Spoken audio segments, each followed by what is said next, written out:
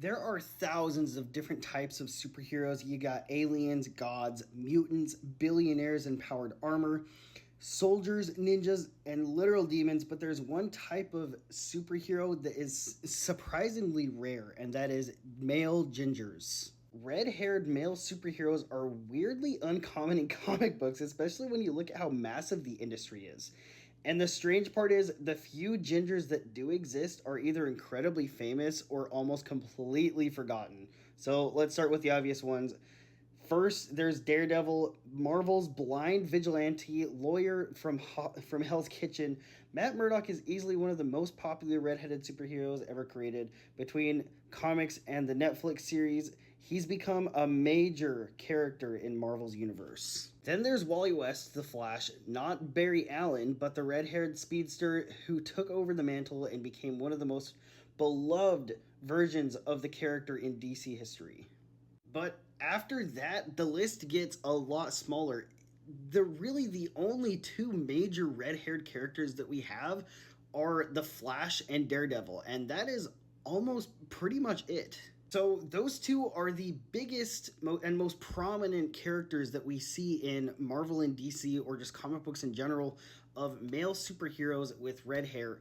Now, let's go into the smaller characters, because there is not very many.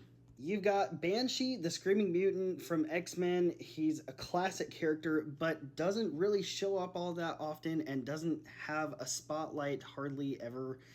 Then there's Guy Gardner, the hot-headed Green Lantern, who's most famous for his temper and his bowl haircut, who I am not much of a fan of. Then you got Elongated Man from DC, who isn't really all that popular. I don't care about him at all. I don't think anybody really cares about him all that much. If there's any Elongated Man fans out there, please let me know in the comments. Then we have from Image Comic Books, one of my most recent favorite characters, Shaft from Youngblood, who hasn't really had much of a time to shine in the last, 20 or so years. But he's finally made a reappearance. Rob Liefeld has finally brought back Youngblood, which is amazing. I'm loving every second of it. Green Arrow's partner, Speedy, aka Red Arrow, who doesn't really show up all that often in comic books, but when he does, it's amazing. But for some reason, in comic books, there is almost an endless amount of red-haired women in comic books that are superheroes. You got Jean Grey, Black Widow, you got Batwoman, Barbara Gordon, Firestar, Starfire, Aquaman's girlfriend Mira. You got Mystique, Medusa. You got Adam Eve. Now, there is a company called the Rippaverse where there are two characters, thankfully, who in the past few years have come out with they've come out with two superheroes that have red hair. This guy right here, his name is Valadan. He is a Norse god.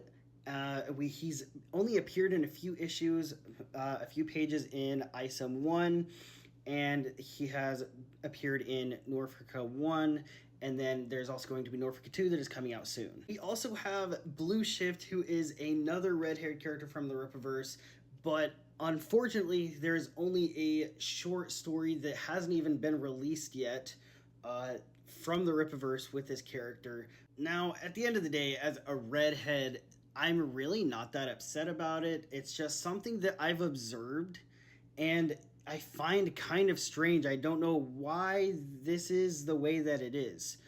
But somehow, there are only just a handful of male redheads in Marvel, DC, Image, any kind of indie comic books.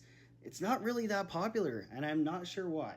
Now, let me make things clear. I really don't need that representation. I feel represented through all sorts of characters throughout comic books, whether it be Marvel or DC or Image or Rippaverse. I love all sorts of characters, and I feel connected, and I can relate to so many characters regardless of how they look. It really doesn't matter to me, and that's how you should feel too.